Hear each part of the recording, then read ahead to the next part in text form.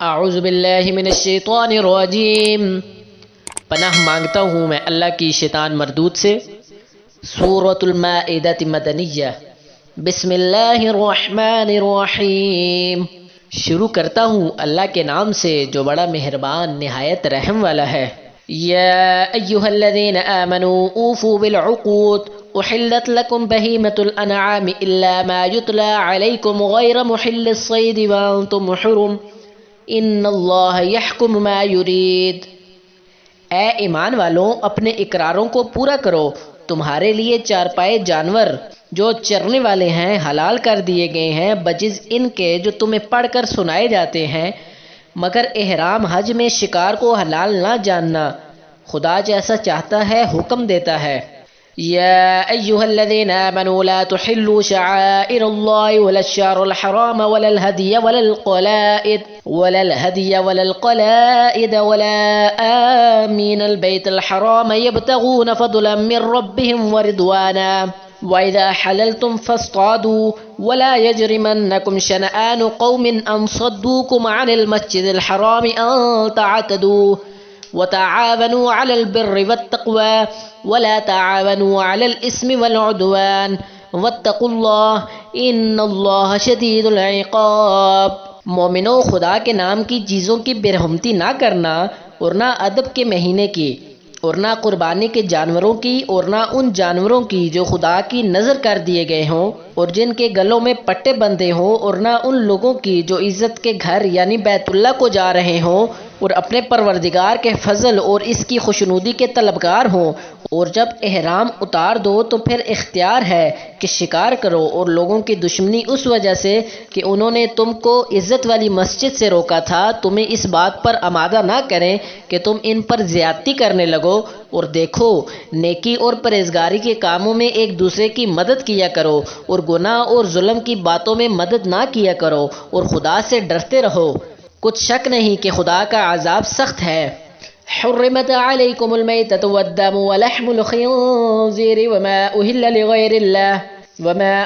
لغير الله به والمنخنقة والموقوذة والمتردية والنطيحة وما أكل السبع إلا ما زكيتم وما ذبح على النصب وأن تستقسموا بالأزلام ذلكم فسق اليوم يئس الذين كفروا من دينكم فلا تخشوهم واخشون اليوم أكملت لكم دينكم وأتممت عليكم نعمتي ورضيت لكم الإسلام دينا فمن اضطر في مخمصة غير متجانف لإثم فإن الله غفور رحيم۔ تم پر مرا ہوا جانور اور بیتا لہو اور سور کا گوشت اور جن چیز پر خدا کے سوا کسی اور کا نام پکارا جائے، اور جو جانور گلا گھٹ کر مر جائے، اور جو چوٹ لگ کر مر جائے، اور جو گر کر مر جائے، اور جو سینگ لگ کر مر جائے، یہ سب حرام ہیں۔ اور وہ جانور بھی جن کو درندے پھاڑ کھائیں مگر جس کو تم مرنے سے پہلے ذبح کر لو، اور وہ جانور بھی تھان پر ذبح کیے جائیں۔ یہ بھی کہ پاسوں سے قسمت معلوم کرو، یہ سب گناہ کے کام ہیں۔ آج کافر تمہارے دین سے نا امید ہو گئے ہیں تو ان سے مت ڈرو اور مجھی سے ڈرتے رہو۔ اور آج ہم نے تمہارے لیے تمہارا دین مکمل کر دیا اور اپنی نعمتیں تم پر پوری کر دی، اور تمہارے لیے اسلام کو دین پسند کیا۔ ہاں، جو شخص بھوک میں ناچار ہو جائے بشرطیہ گناہ کی طرف مائل نہ ہو، خدا بخشنے والا مہربان ہے۔